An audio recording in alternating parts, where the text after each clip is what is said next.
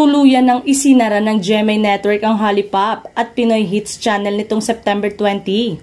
Inanunsyo ng GMA Network ang pagsasara ng mga ito sa mga channel mismo noong September 9 para sabihing titigil na sa pag-broadcast ang Lollipop at Pinoy Hits. Korean content tulad ng K-pop, drama at variety shows ang ipinapalabas sa Lollipop na 4 na taon ng sumasampapawid. Ang Pinoy Hits naman ay inilunsad nito lamang January 2023 at nagsara rin kasabay ng Lollipop. Hindi nagbigay ng dahilan ng GMA Network sa pagsara ng dalawang TV, ngunit pinasalamatan nito ang mga tumatangkilik sa dalawang channel at hinihikayat na lumipat sa iba pang channel ng GMA Network tulad ng iHeart Movies at Heart of Asia.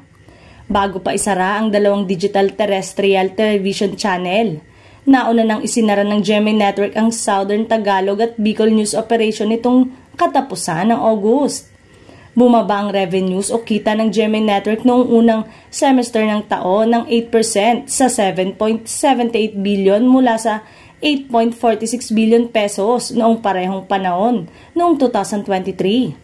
Nasa 8% ang binagsak ng kita nito sa advertising na 7.15 billion pesos na lamang mula sa 7.75 billion pesos.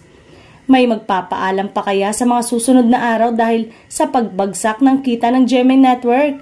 Simula nga kasi nang matapos ang pandemic ay halos naglipatan na ng online ang mga viewers.